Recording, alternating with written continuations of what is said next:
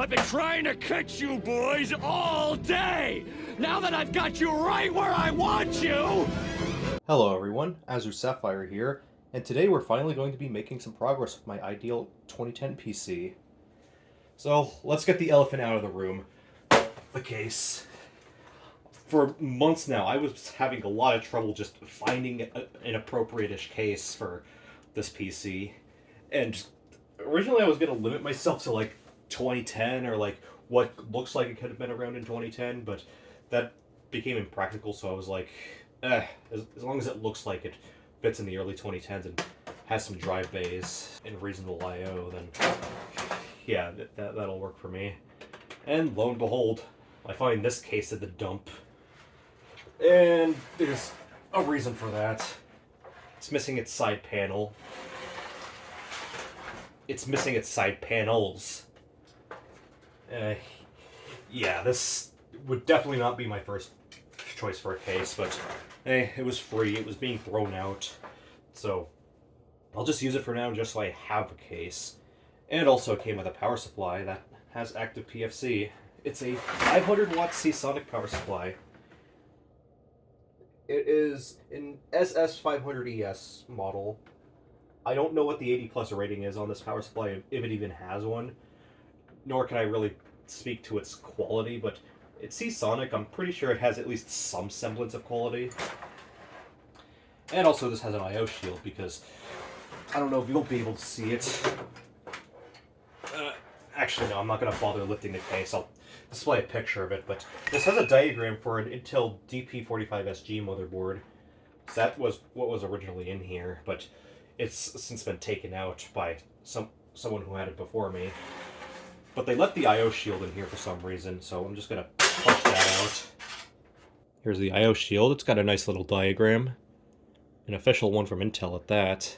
But that's not the motherboard we're using, because, again, I don't have a DP45SG. We're putting the Z77 VLK in here, of course. Actually, no, I kid. It's the Asus P755D-E Pro from last time. I have the I/O shield. It's a much nicer I/O shield at that. Plopping that in first thing. Oh, this only had like 2 or 3 motherboard standoffs in it when I got it. I had to fetch out my bag of standoffs and install them. And you may notice that I also got some RAM. Yes, I bought DDR3 again. I'm seriously going to prove to you how this is going to make a great modern gaming PC. Totally, guys. Although, one thing's got to go. That being the stock cooler. As for the CPU, I'm just going to stick with the i5-760, at least for now. I could have gotten an i7-870 or an 860, but no point, really. The 870 would have been cool, though, because of the GPU that I got. This is a Sapphire Dual-X Radeon HD 7870. That sounds like it fits for an i7-870, right? Wait, that's upside down. And it's got 2 6-pins, which is perfect for that power supply, because that power supply only has 2 6-pins. I mean, I would have chosen a better power supply anyway, but like, this is what I got on hand. Also, I see the 80 plus rating. It's just 80 plus white. I'm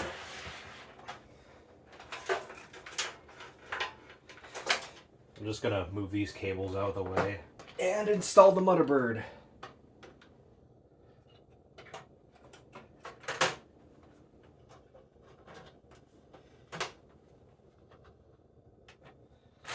And I gotta get my screws. Wait, I completely forgot about something. Yeah, I've been waiting so long to build this that I'm all disjumbled. Yes, I'm probably the only person in the world to buy a modern thermal right cooler for LJ1156. But you know, that's an advantage that 1156 has over 775. It introduced the 11.5x mounting holes, so it'll work with just about any modern cooler as long as they still support the LJ11.5x series and 1200. Here's the fan. I bought this cooler back in March. It's been in here for quite a while now. There's the cooler itself. I'm gonna peel that. Here's the mounting bracket, and we even got some thermal paste. Very good. Now I'm gonna have to take that board out so I can install the cooler. Well, this bottom screw is probably taking the stand off with it. Knew it.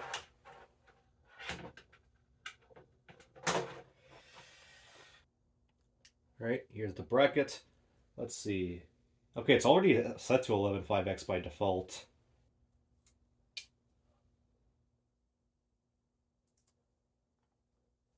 And of course, it mentions 1700, but no mention of 1851. Just goes to tell you how much of a failed socket 1851 is.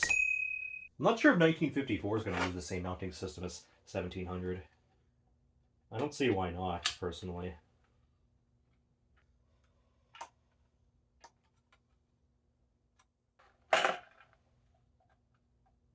Okay, it seems like the backplate is on there nicely. Please peel off label before you use it. Don't mind if I do. Okay, the brackets. Okay, we want to use the black ones as the black mounts are for 11.5x and 1200.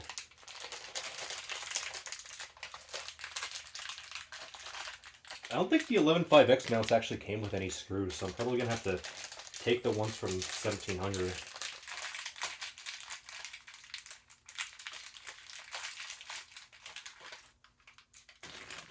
Alright, now let's take out the fan. And grab the mounts. Pretty sure these go on the outer holes. Yeah, that looks about right. Plug this in. There we go. Now let's bring out the Thermalright thermal paste. It's probably not the best thermal paste out there, but I'm sure it's fine. I'm going to do a pea-sized dot.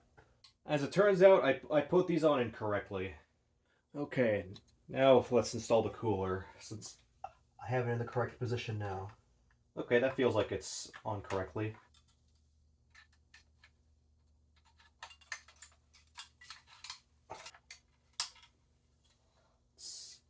Okay, let's clip this on. Looking good, but I still need to get this out somehow. Or you know what, I'll just get it out later. Now I gotta connect the headers. And power, which is not a split module in this case. I'm just gonna add another optical drive later, or rather I was gonna add my Voster 220's original optical drive, but no, I'm not gonna do that for now. This is for the hard drive. I'm going to add this 1 terabyte Western Digital Black from 2014.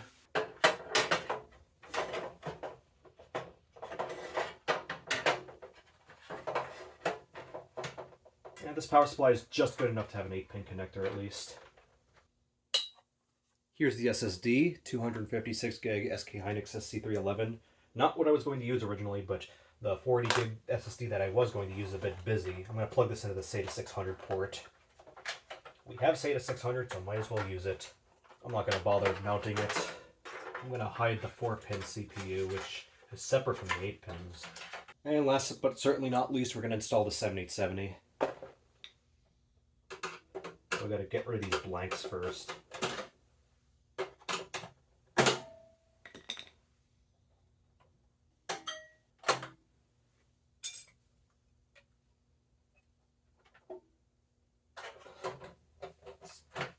Plug the 7870 in. Oh, I got a thumb screw. I'll put it in. Well, it seems like this case has become screw purgatory because every time I lose a screw, I can never get it out. Oh. Okay, there's the thumb screw.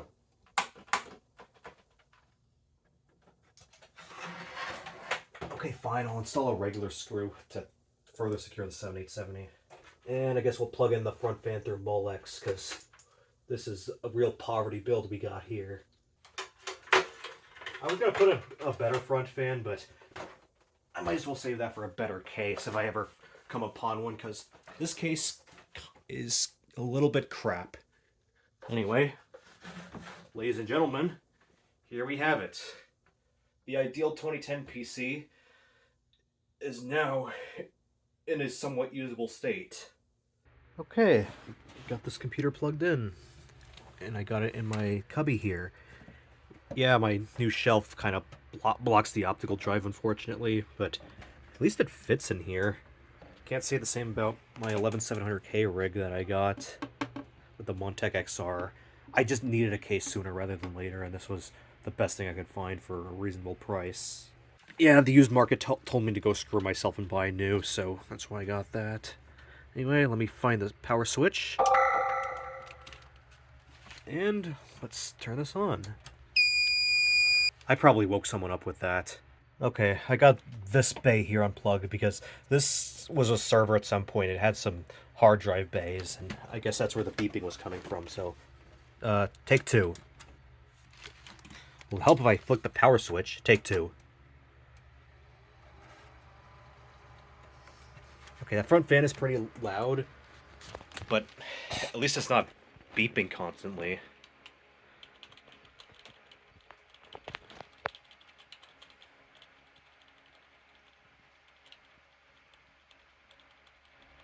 Oh, there we go.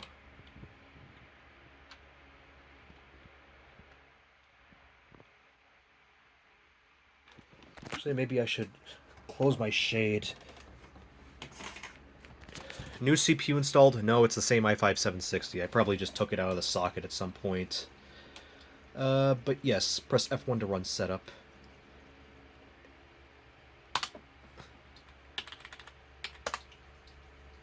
And also, we got the full 16 gigs of RAM working.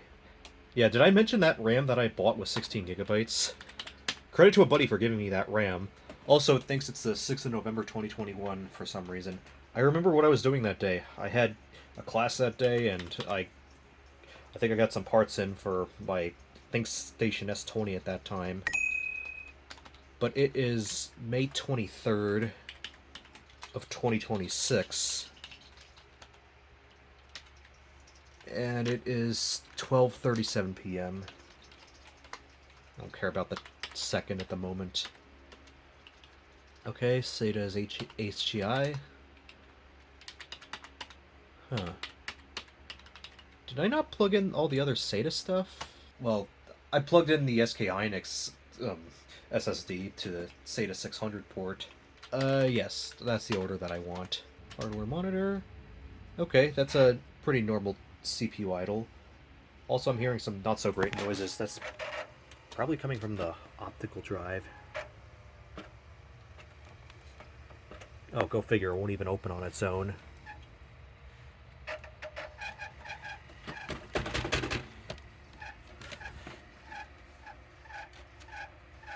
I wonder where that sound's coming from, then. Maybe it's the fan getting caught on something? Or is that a bad hard drive that I didn't realize it? Well, the hard drive wasn't plugged in, and as it turns out, this power supply is junk. It only has 2 SATA. Also, I unplugged the front fan, and it's still being pretty loud. So what's making all that noise? Whatever, for now I'm going to put in my XP Service Pack 3 with HCI disk. That's rather irritatingly loud.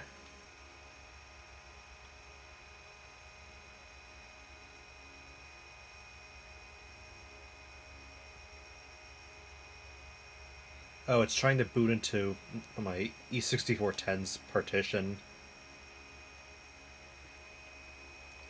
I wanted it to boot into the CD-ROM, though. Okay, CD-ROM.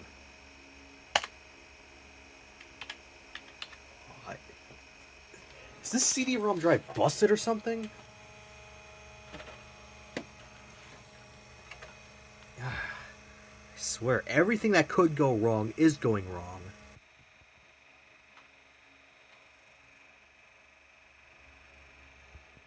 File is possibly corrupt? What?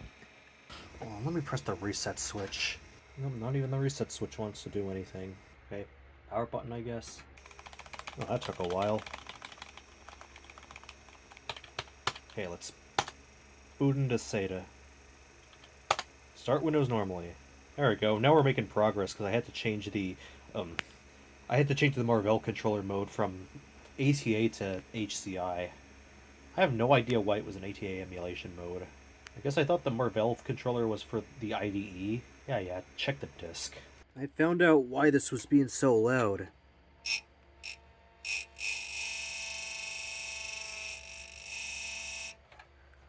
Because these cables were in the way because this case is such a piece of junk. Yeah, this is more of like a late 2000s, possibly even a mid-2000s case. Not suited for 2010. Yeah, maybe I won't be using this case after all, for the long term.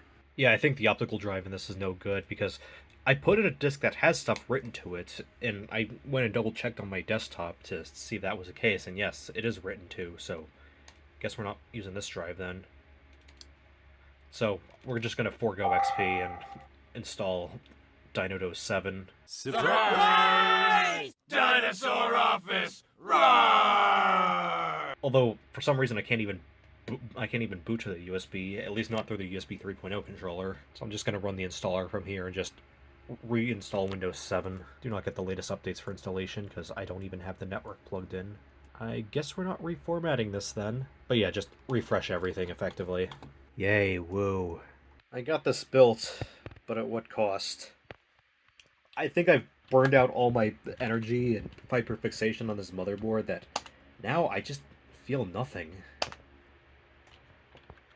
I'm gonna skip the product key for now. Set this to the best time zone. The only time zone in existence.